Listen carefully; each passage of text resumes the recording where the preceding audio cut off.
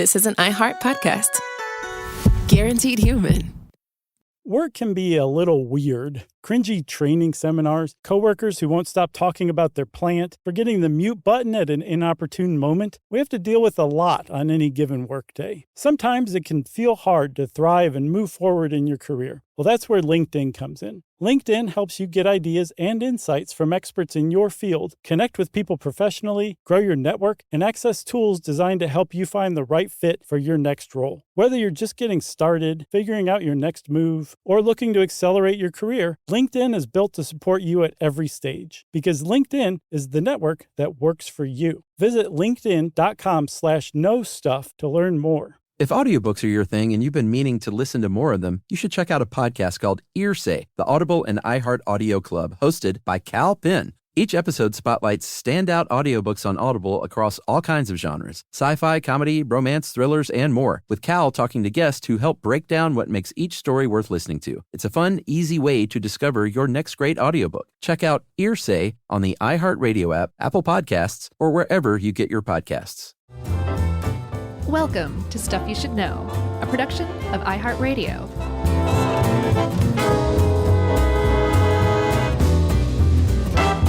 Hey, and welcome to the podcast. I'm Josh, and there's Chuck, and it's just us for now, but Jerry says she's going to be coming in sooner or later, and this is Stuff You Should Know.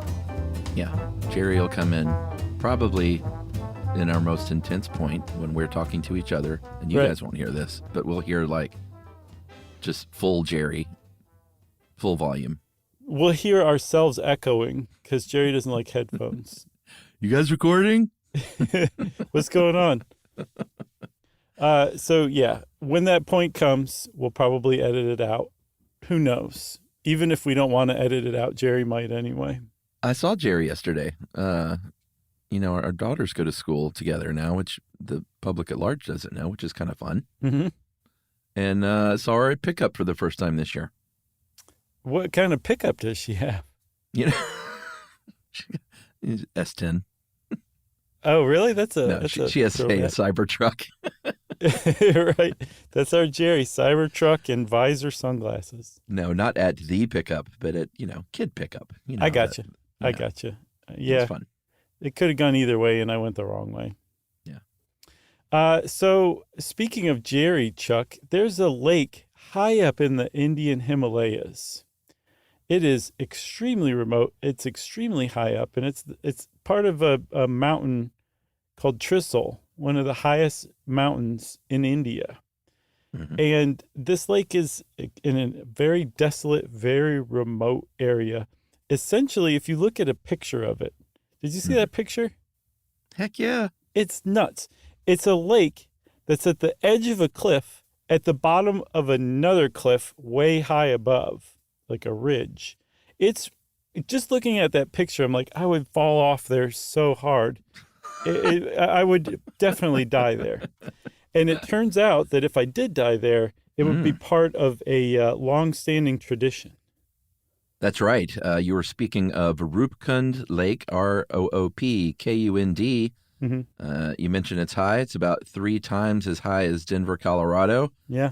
You mentioned remote, and you mentioned being in good company if you died there, because Roopkund Lake is well known for being the lake of bones. Yeah. Apparently, locally, it's called Skeleton Lake. Yeah. And like I said, it's remote. The nearest village is a village called Wan. It's a group of traditional houses, I read, and that's about it. And the people who live there apparently take it upon themselves to help out strangers and travelers who find themselves in a bad way, which is pretty nice. But Wan is only 19 miles down, about 30 kilometers in the valley below Roopkund, which, 19 miles, that's a little bit of a far piece, but it takes 3 to 5 days to get from Wan to Lake Roopkund because the path is just so treacherous up the mountain. Yeah, it is tough to get there. And again, that 3 times higher than Denver, the altitude is rough. Mm-hmm. Roopkund technically is called a tarn, which is an old Norse word for pool. But it's a glacial lake. And if you've ever been to a glacial lake, like I have, and maybe you have you ever been to a glacial lake? I haven't. They're beautiful. They're really, really clear. That water, you can most times, see right down to the bottom of that lake. You wouldn't have to look far in this case because this is a pretty small one, only about 10 feet deep. At its widest point, it's about 130 feet wide. And save August and September, that thing is basically frozen solid. And all of those, which is kind of great in a way, as far as an archaeological site goes, because all of the skeletons are really well preserved because they're frozen, 10/12ths of the year. 10/12ths? Yeah, 10/12ths. You nailed it. 5/6? Yeah, exactly. 2.5 thirds. Oh, boy. So when that snow and ice melts, though, those skeletons, like you said, are revealed. And it's not like there's a couple of skeletons laying around.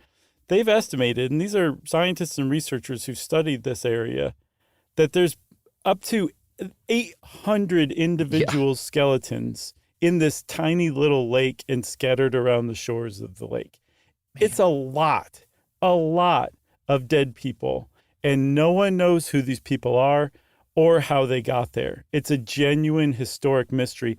One of my favorite historic mysteries of all time. It's the mystery of the skeletons at Roopkund Lake. Where did you hear about this first? It was a New Yorker article by Douglas Preston that I went back and reread. I'm like, man, this is so good. It's called Skeletons at the Lake. And he goes off on a bunch of other tangents, too. It gets really into like evolutionary genetics and all that, because that's applied to this particular topic, but he discourses on it way more deeply. It's a really cool article. It's definitely worth reading. Awesome. So this has been one of the great natural mysteries since 1942 when a gentleman named H.K. Madhwal, who was a forest official from India, was sent there to gather some Himalayan flowers for research and study. Mm-hmm. And he was like, oh, my God, look at the bones. Oh, my God. Oh, my God. As you would say. And reported over, the course of a few years, because, again, you can only, these things only thaw out for a couple of months over the year. So any kind of study over the years, and as you'll see, there's been a lot since the 1950s once scientists got involved, because they kind of kept it a secret, or at least kept it quiet in India for a little while. And eventually when they announced it in the 1950s, of course, science got on board. But they've got a pretty narrow window to go and actually collect and study this stuff, like I mentioned, between August and September generally. And it seems like 1956, a couple of weeks in September there was when a lot of that initial collection took place, right? Yeah, there were 3 different expeditions that arrived at the lake in a 2-week period in September 1956. And I saw that I guess some of them were unsuccessful, but at least one gathered some artifacts and some remains and took them back to the Anthropological Survey of India in Kolkata, which used to be called Calcutta. What did they find? They found dozens of leather slippers. Okay. The remains of parasols made of bamboo and birch. Fancy. They found a lot of rings. They found the remnants of some musical instruments. It's a party. Yeah, and then really importantly, crucially, as we'll find, bangles, like those bracelets that your grandmother who really loves gin wears that clink around all the time. Not Susanna Hoffs. Is she from, oh no, from the Bangles, that's right. Nice. Yeah. Nope. Or Jane, Wheeland? No, she was from the Go-Go's, right? Oh, yeah, that's who I'm thinking. Sorry, Susanna Go-Go's Hoffs, and Bengals. She's a fun follow on Instagram, by the way. Okay, good to know. She's great. So immediately, of course, science is like, all right, we got to figure this out. This is a great mystery. We got all these bones here. Yeah. We don't know who these people are. So some theories emerged, and we're going to go over the 1, 2, 3, 4, 5, 6, 7 theories and then bust them apart right after that. Yeah. The first of which is perhaps these were soldiers from India who may have been trying to get into Tibet or flee Tibet over the centuries. They kind of narrowed it down to one campaign between May and June of 1841, which was repelled. And they say this may have been it. Like they were trying to get into Tibet. They were repelled. They got the heck out of there. And then they perished, like a storm caught them or something, and they died here by this lake. Yeah, because here's the thing. You have to account for a big group of people who all died simultaneously, it seems, around this lake, right? So like a big troop of soldiers would certainly fit that bill. And then another kind of soldiers. So when this was discovered by H.K. Modwall in 1942, World War II was in full swing. And as far as I know, India was still administered by the British government. So the people running the show in India, the Brits running the show in India, were really concerned about a land invasion of India by the Japanese in particular. So they worried that what they had stumbled upon was an unsuccessful Japanese invasion of India, which I think is one of the reasons why they kept it quiet for years. Okay. Well, that makes perfect sense, actually. Sure. Because I wondered about that.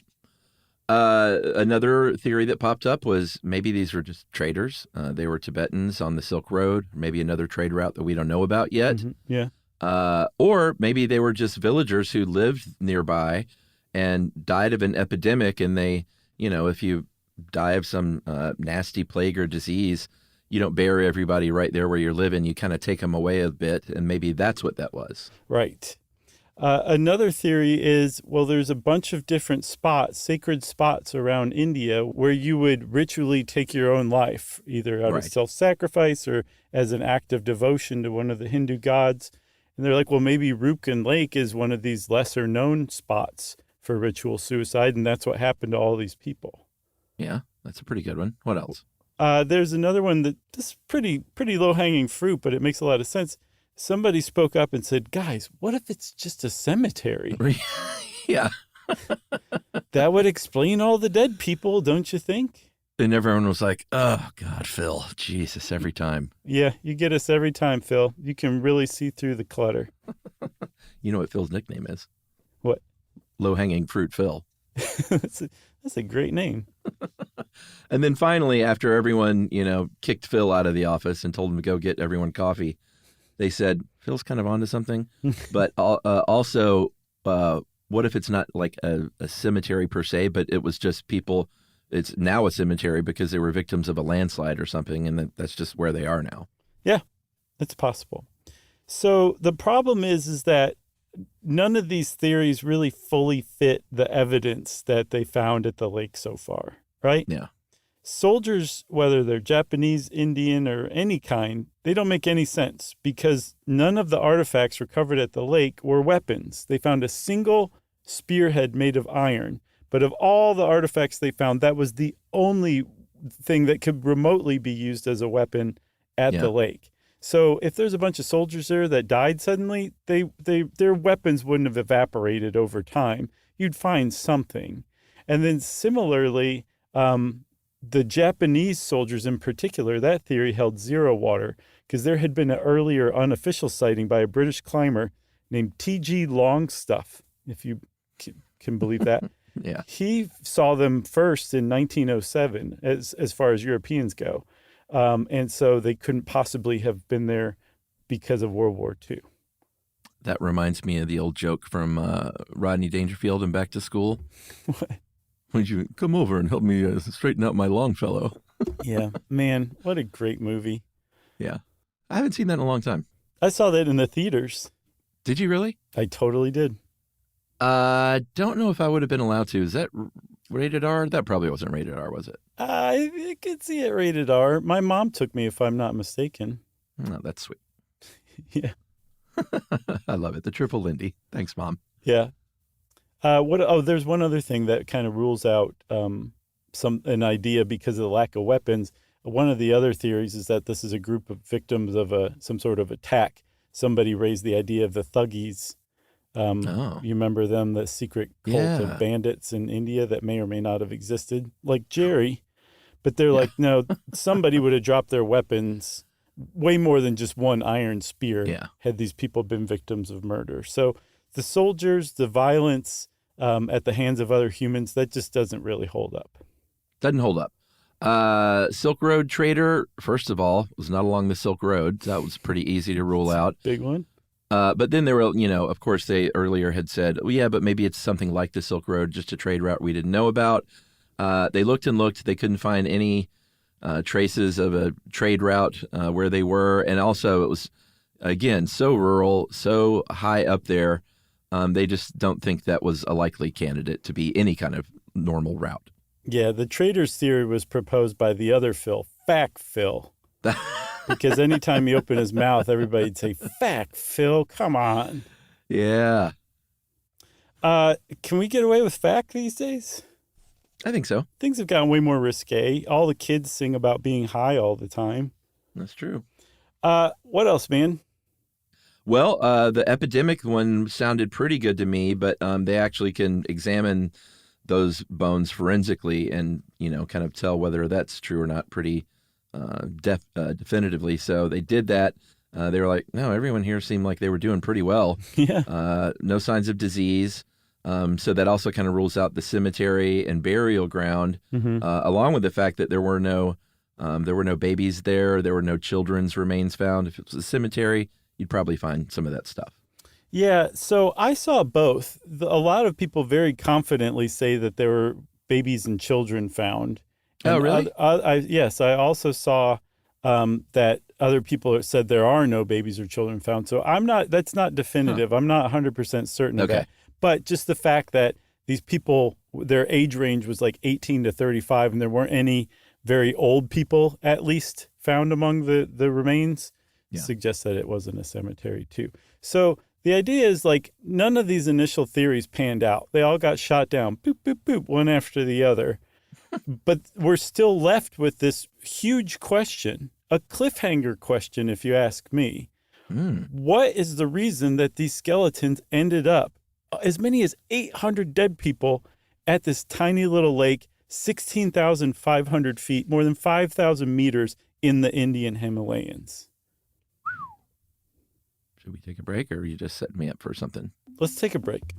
All right, we'll be right back.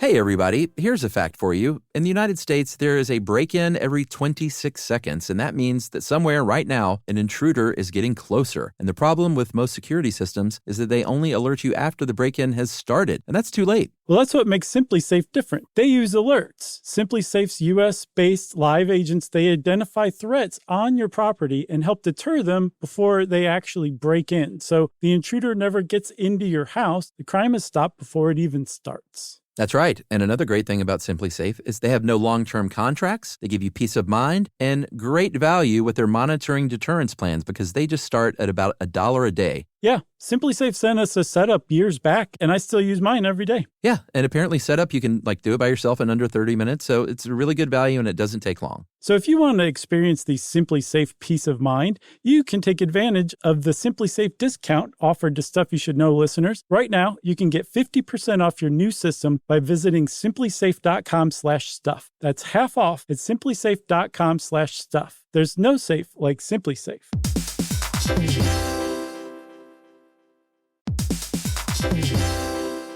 Work can be a little weird. One minute you're in a meeting that could have been an email. The next you're trying to decode corporate jargon that somehow means nothing. And don't even get us started on the quick sync that turns into a 45-minute deep dive. Yeah, well, the truth is figuring out your career isn't always straightforward. Whether you're trying to grow, pivot, or just stay relevant, it can feel like you're navigating it all on your own. Well, that's where LinkedIn comes in. That's right. LinkedIn can help you grow your career, helping you confidently navigate your path with insights, ideas, and inspiration from your professional community. You can stay up to date with the latest trends in your field, connect with people who get it, and discover opportunities tailored to your goals, your experience, and what actually matters to you. Whether you're looking for something new or just trying to grow where you are, LinkedIn gives you the tools and connections to move forward with confidence. Because LinkedIn is the network that works for you. Visit linkedin.com/knowstuff to learn more.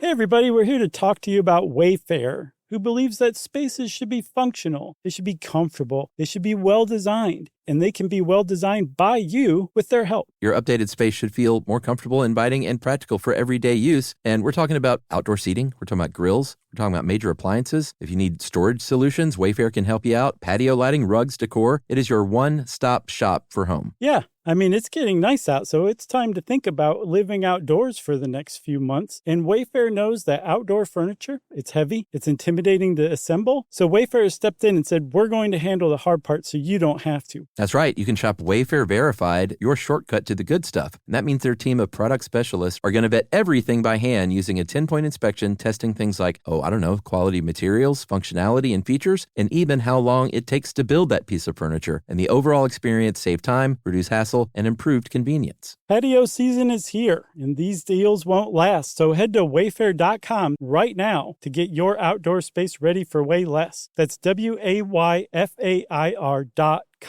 Wayfair, every style, every home.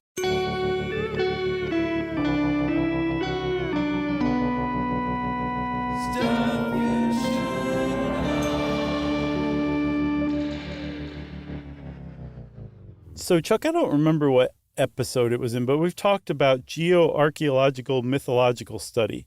There was another term for it that was less clumsy, but essentially it's taking local legends, especially very old local legends, especially among indigenous people, and assuming that there's some kernel of truth that, the earth opening up and swallowing everybody in a village might have been some huge earthquake that, a fault line opened at some point. And then they use that and try to figure out what specific event this mythology is talking about.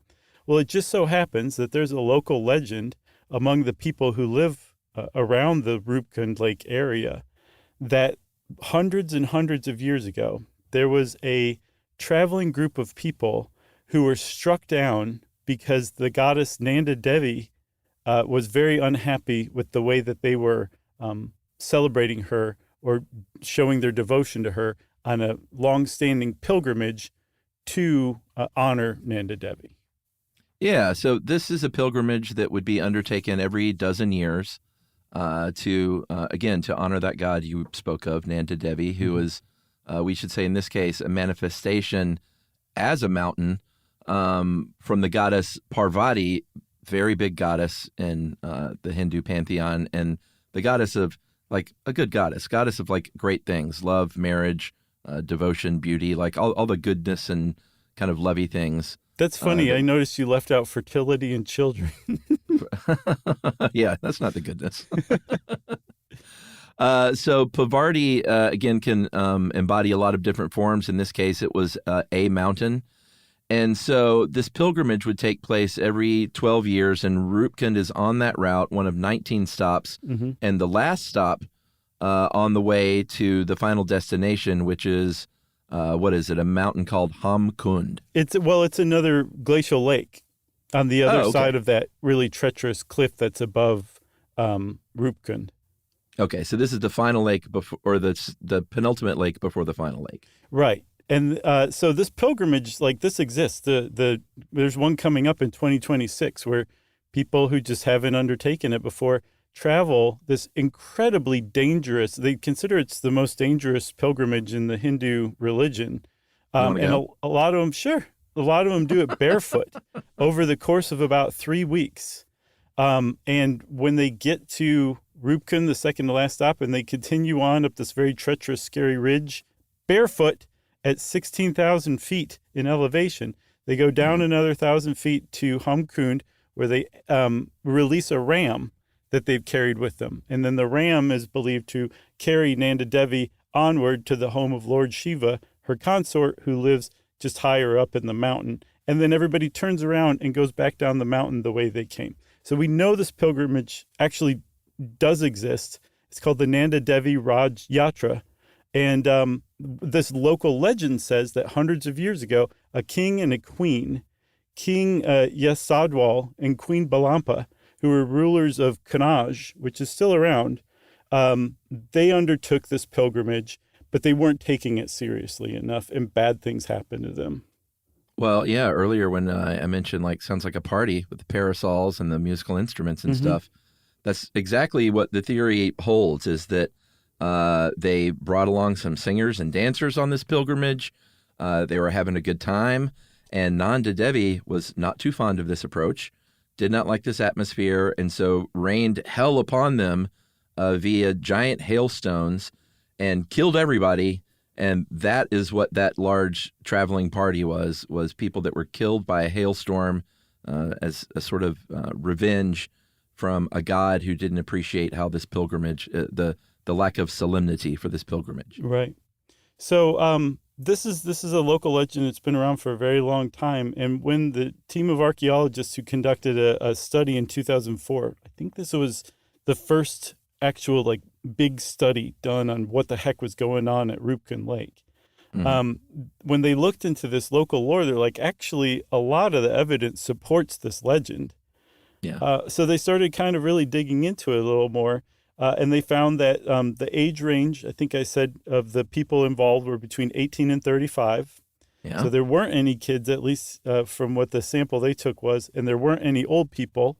So you could say, all right, well, this is possibly a royal entourage. It would account for it. The thing that really kind of gives that away is it was evenly split pretty much between male and female. So we know it wasn't some sort of military party because, number one, weapons are missing. And number two, you would expect it to be almost exclusively male. And then the skulls that they sampled bore signs of trauma, like massive trauma to the skulls that were unhealed, which would strongly support the idea that this person was killed by a hailstone and died basically instantly. Yeah, that was one part of the skull. There were some other skulls, or I guess some other findings on those skulls that showed indentations in the same place along the forehead. And if you have an assistant, a local porter that's carrying a bunch of heavy stuff, a lot of times they'll carry things on their backs, but have a strap attached to that thing that goes around their forehead. And if you've been doing that for long enough, like they would have been, then they might have these, indentations in the same place. So everything is sort of lining up here. They also carbon dated the bones between 800 and 900 CE, which would have fit the timeline. So Phil is getting pretty excited at this point. That's right. There was another there's another piece of really solid circumstantial evidence that supported the legend.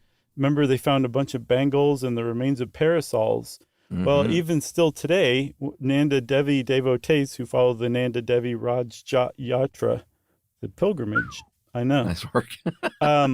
They travel with brightly adorned parasols and they wear bangles as part of their devotion to Nanda Devi. And they found a lot of parasols, a lot of bangles. So it also really strongly suggests that this was a group of pilgrims who were struck down around the time that this local legend says this king and queen's party was struck down on their pilgrimage. All right. So you got all this evidence. It all seems to fit. There was an analysis in 2004 that I think you said that was one of the first big studies. And a archaeologist named Tom Higham from Oxford University said, you know what? I think this is what happened, you guys. It all fits. And we do like to follow the lead of the local folklore because that can often yield, clues or hints to a direction. And we think their direction's right. We think hailstorms happen around here in the Himalayas. It's very likely that this is probably what happened. Nearby, there have been hailstorms that have killed hundreds of people and thousands of livestock with extremely large hail. So we think, and those were people who could have sheltered even. So they were like, all right, I think this is it, guys. Let's shut down the science department. Yeah, the incident you're talking about happened in 1888. It killed 230 people. And so you can imagine if these people could run for shelter and 230 of them still died, a group of hundreds of people on a pilgrimage who had no shelter would have stood zero chance to giant hailstones that would rain down upon them. So the theory is that these people were killed in a single mass death event. They were unlucky enough to get caught out in a sudden unexpected hailstorm, and the people in the royal party, the royal entourage, and their porters were all killed. The thing that they weren't quite clear on is whether they were all killed at the lake or higher up on the ridge that leads to Roopkund. And then eventually their bodies were deposited by rock slides down to the lake. Not 100% clear on that, but it didn't matter. They felt like they had solved the mystery finally of what all these skeletons were doing at Roopkund. All right, well, let's take our second break here, and we'll come back because the story's not over, you guys. And we're going to talk about what happened right after this.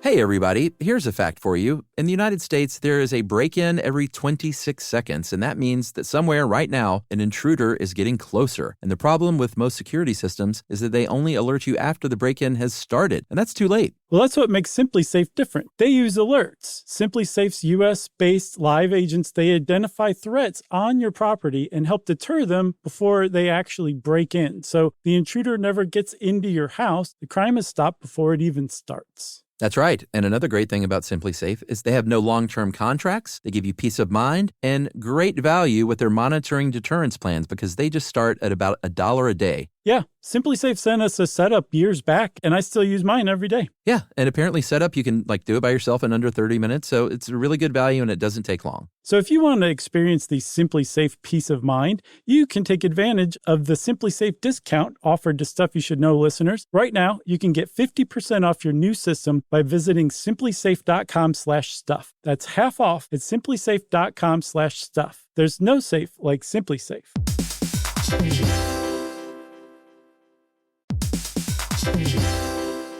Work can be a little weird. One minute you're in a meeting that could have been an email. The next you're trying to decode corporate jargon that somehow means nothing. And don't even get us started on the quick sync that turns into a 45-minute deep dive. Yeah, well, the truth is figuring out your career isn't always straightforward. Whether you're trying to grow, pivot, or just stay relevant, it can feel like you're navigating it all on your own. Well, that's where LinkedIn comes in. That's right. LinkedIn can help you grow your career, helping you confidently navigate your path with insights, ideas, and inspiration from your professional community. You can stay up to date with the latest trends in your field, connect with people who get it, and discover opportunities tailored to your goals, your experience, and what actually matters to you. Whether you're looking for something new or just trying to grow where you are, LinkedIn gives you the tools and connections to move forward with confidence. Because LinkedIn is the network that works for you. Visit linkedin.com/knowstuff to learn more.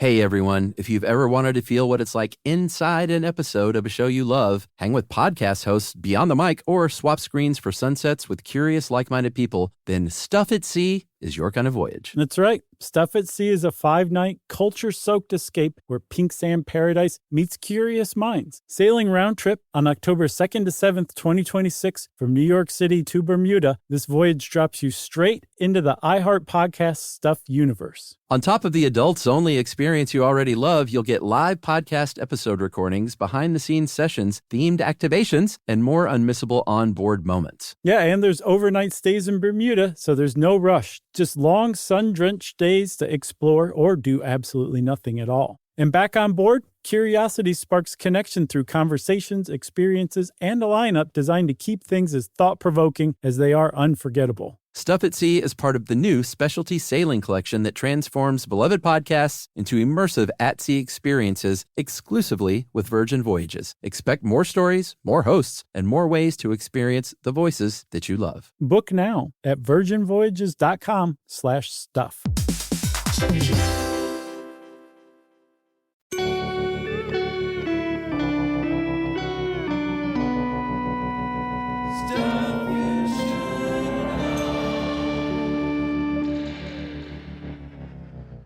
All right, so that theory is hanging out there in 2004, hangs out for about 10 years. Everyone's feeling pretty good about it. The book is not closed, but the book is, it's almost closed. Sure. And then in 2014, I guess it was Phil, said, maybe we should take another look at these samples, everybody. This is low-hanging fruit, Phil. Yeah, things have come a long way in the 10 years in science, so maybe we could glean something. So a 5-year study kicked off in 2014 involving 16 labs around the world, and they sampled bones from 38 of those individuals, sent them to all these labs, and got some really, really interesting results in that out of the 38, 23 belong, these are all different people. 23 belong to the gene pool that you would expect to find in that area, some sort of South Asian ancestry. 14 of them had zero South Asian DNA, appeared to come from the Mediterranean. And then there was this one lone person from a third genetic group, maybe Han Chinese, some sort of East Asian ancestry. And they're like, who's this guy? First of all, why are these people not all the same people? Right. Because we can go ahead and throw that theory out the window, the first theory, because they would have all been the same, from the same ancestry. Mm. So, why are they from 3 different groups, and why is there that one weirdo just hanging out there by himself? But also, so you could reasonably see a Han Chinese person eventually making their way over to India via Tibet. The biggest mystery was what the heck a group of people from the Mediterranean were doing all the way up in the Indian Himalayas at some point. Yeah. Did not fit. No, it didn't. And so these results were quite astounding, as you can imagine. But you said, I think, 16 different labs were conducting different kinds of tests. And the other labs' tests came in and supported what they had found about the genetic makeup, the ancestry of those groups. One of the things that they found was that the diets among the different groups were different, and they actually matched the ancestry that the genetic testing had revealed. So the people from the Mediterranean showed that they were raised on wheat and barley and rice, which fits a Mediterranean diet. The people of South Asian ancestry showed that they had eaten a lot of millet, which fits their ancestry as well. So it was clear that these were these findings were true. This wasn't just some weird random anomaly. Yeah, for sure. But it's like the mystery is just deepened at this point. Yeah. They tried to find, as far as how the Mediterranean people got there. They looked at other folklore and literature that was like, can we find anything in here where they're writing about either someone from the Mediterranean or a group that was just different and exotic and maybe could have been Mediterranean? Mm-hmm. They basically struck out on that front. So the mystery is deeper at this point until we get to our final, I guess, greatest reveal, when the study revealed that the skeletons not only were different people from different ancestry, but within those groups even, they came from different eras. Yep. So remember I said that they were originally trying to account for a single mass death event that accounted for all of the dead people. The assumption was they'd all died at once. So not only were these mystery people from the Mediterranean part of this group, the groups of people that they studied had died 1,000 years apart, as a matter of fact. So they had separated them into 3 groups based on their genetic ancestry. Roopkund A were the members with South Asian ancestry, the people who you'd expect to be there. Roopkund B were the Mediterranean people, and they looked at their genetic profile, and they said that the closest genetic profile around today are people who live on Crete, which is an island south of Greece in the middle of the Mediterranean. They said, we're not saying that these people were from Crete, but that's the closest profile we can find to the people who are dead up on Roopkund Lake, right? Yeah. Those people died in the 18th century is the best guess they have based on the carbon dating. The people from Roopkund A, they died between the 7th and the 10th centuries, and the people in that group didn't even seem to die at the same time. That's right. But the group A that perished sometime between the 7th and 10th centuries does support, if you go back to that original local legend of King Yazdawal and Queen Balampa. Boy, I love seeing Queen Balampa. Mm-hmm. That's a good one. Mm-hmm. It does fit with that timeline. But within that group, like you said, they seem to have died in 2 separate eras, separated by a couple of 100 years. So it may not have been one, I guess it could have been just a smaller royal group. Yeah, that doesn't rule out, and all the evidence still supports that some group from Roopkund A group could have been that royal entourage that was part of the local legend. But because there was one group that died between 675 and 769, and another group from Roopkund A that died between 894 and 985 CE, they don't know who is who. Like, they haven't been able to suss that out, and maybe never will. But this mystery just keeps getting more and more bizarre. You have a group of mystery people who shouldn't be there. You have the fact that different separate mass death events happened at least 3 times over the course of 1,000 years. And it's just getting weirder and weirder. So the scientists who are conducting this massive survey or study that actually ran, I think, from 2014 to 2019, they started sending each other samples of the samples they had to make sure that, like, the people who had tested for what kind of diet were working from the same bones that the people who had tested what the genetic profile was of these people. And it all came back the same. Like, there was no mix up with the bone powder that was sent to the different labs. They were all working from the same samples. And so these findings were correct. It just deepened this mystery, and it completely upended what had, like you said, previously been thought of as a solved mystery generally. Yeah. I love the idea of the one rando Chinese person, because it sort of jibes with, with just history, how there could be one person that ends up with another group of people from another place and like kind of stays with them. Have you watched the new Shogun series? No, but didn't it just rack up at the Emmys? It did, and I don't know why it didn't get on my radar too much, but after the Emmys, I was kind of like, oh, you know what, maybe I should check this out, because I love feudal Japan, and all of that stuff is just the aesthetic of it, and the story, like, it's just a part of history that I think is super cool.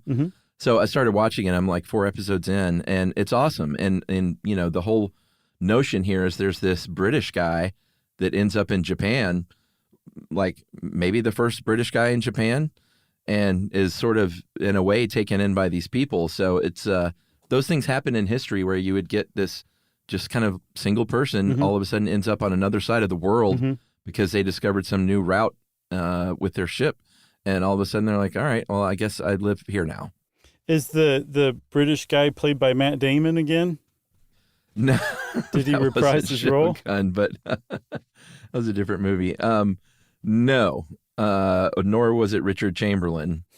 So is this also based on James Clavell's Shogun? It is, Okay. yeah. It's the original story from that, but it's really, really good. If you're into that kind of thing, I think you would like it. Okay, I'll check it out. We should also say that the lone Han Chinese person made up Roopkund Group C. They had their own group. Yeah, group of one, like Phil. Well, there's 2 Phils, but one's liked and the other's disliked. Actually, they're both kind of disliked, but one's really disliked overtly. Yeah, he's definitely in his own group. So this whole thing, like, this mystery is not solved. This is still ongoing. What we've described and spoken about is the state of the current understanding, or the state of the current questions about what's going on up at Roopkund Lake, or what went on.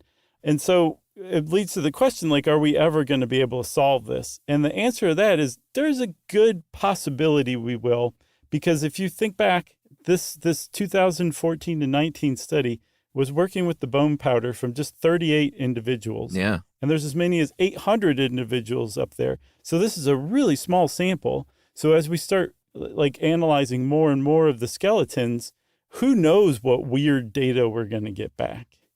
Yeah, for sure. One of the problems with research at this spot, well, there's a few, but one of them is, it became, of course, a popular hiking trek for like commercial hiking trips.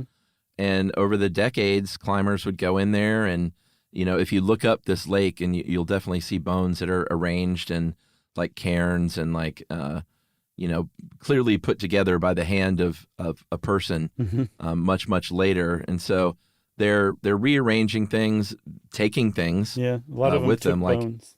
like taking bones and looting artifacts and things like that. But what happens when you rearrange stuff like that, like a numbskull, it takes away the context.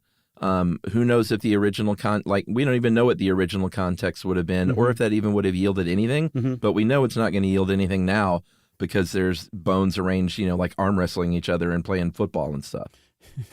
Yeah. Well, like probably not, but you know over what the I mean. top. One of them's wearing exactly. leg warmers on his arm bone.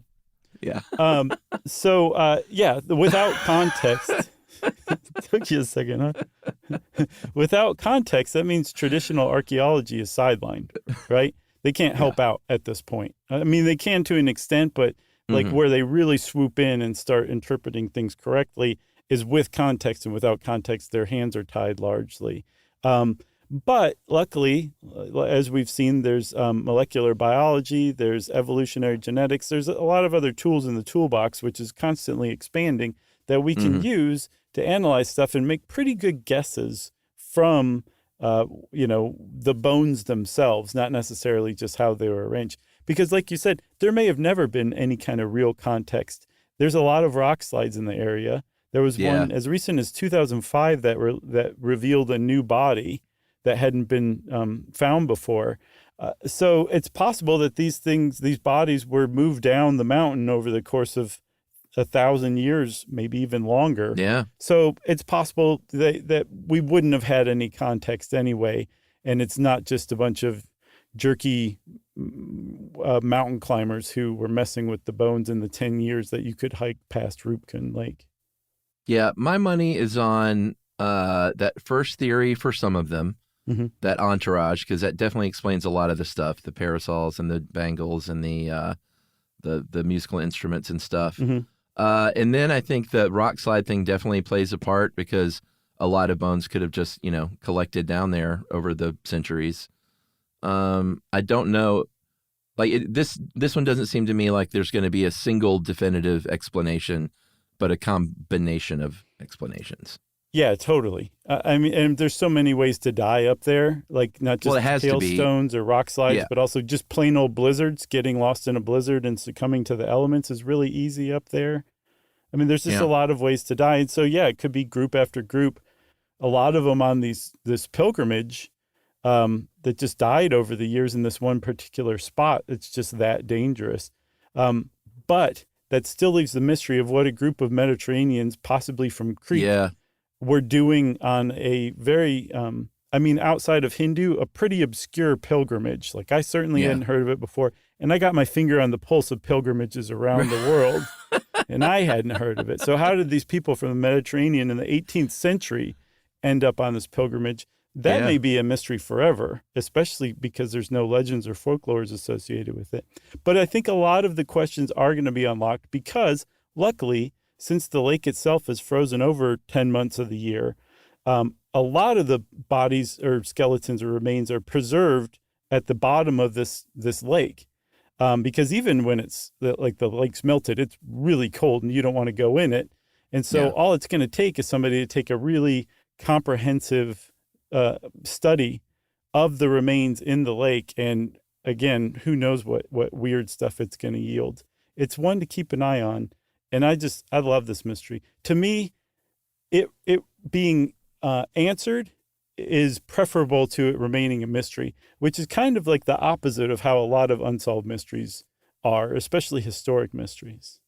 Yeah, for sure. Another good thing on the hope of finding something out about this is the government did shut down that route to hikers and commercial hiking. So it's not going to be disturbed by those knuckleheads anymore. No, and I'm guessing because it's a solemn occasion and the pilgrims are taking, their pilgrimage seriously, they're probably not much messing with the skeletons at Roopkund among the pilgrims themselves. So I would think so. Now that you've done away with the commercial climbers, it's probably fairly safe now. Yeah, agreed. Okay, you got anything else about Roopkund Lake and the mystery of the skeletons there? Nothing else. I don't either. Hopefully you guys enjoyed this as much as I have. And since I said that, of course it's time for listener mail. This is just a very sweet, appreciative email. It's a little long, but it's a good episode for this one. Sure. Hey guys, for the sake of brevity, I'll jump straight in. My name is Samantha. I'm from Saskatchewan in Canada, and today's my 30th birthday. Earlier this year, I made a list of individuals who, through their work, have greatly impacted my worldview, and my goal was to write to the top 30 people who have influenced my mindset, and you guys are on that list. Neat. My spouse and I actually only religiously consume your content for about a month out of the entire year during our road trips. You're the voices in our car and have been for years now. You've explained the Grand Canyon as we drive through Las Vegas, how tsunamis work, as we wind down the West Coast, and how dopamine works as we drive to Cedar Point Amusement Park. Yeah. It's an odd thing. I've almost come to associate your voices with my favorite weeks of the year that I look forward to, and I simply want to say thanks for contributing to those memories in an indirect way. That's awesome. One comment I made, and you're about to love this part, Josh, because you look pretty good in this. Oh, okay. Sit up. One comment I made to my spouse during our most recent road trip to BC this summer was how you two speak to each other. The complete respect and appreciation for each other's personal moments. I can't for the life of me remember the exact details, but Chuck made some mention in one of the episodes about being able to relate to a difficult family environment when growing up, and the feedback given by Josh was in two parts. First, to thank him for sharing that, and to apologize that he went through that as a kid, and then to go on to provide commentary and move the episode forward. That was one of the many examples of you both being stellar, wholesome human beings, and I hope the people in your life tell you this often. If your audience can see this trait during the episodes, I cannot imagine how much more compassionate and empathetic you are in everyday life. Well, we may be more so on the show, actually. We're not that great. To leave one final sentiment, though, guys, if you ever have days where you grapple with your purpose, question whether what you're doing has made an impact, or feel the desire to know that what you do carries meaning, please know that you have done that for at least one person. For that, I cannot thank you enough. Samantha Kitzel. Kitzel? With a Z. Oh, really? Even better. Uh-huh. Samantha, thank you so much for that. We can't tell you how much we appreciate you for writing that to us. That means a lot, especially the part about me. And happy birthday. And also, hello to your spouse. And we look forward to the next road trip. Yeah, be safe on your travels, have fun, and yes, happy birthday. And if you want to be like Samantha and get in touch with us, you can do that. You can send it via email to stuffpodcast@iheartradio.com. Stuff You Should Know is a production of iHeartRadio. For more podcasts from iHeartRadio, visit the iHeartRadio app, Apple Podcasts, or wherever you listen to your favorite shows.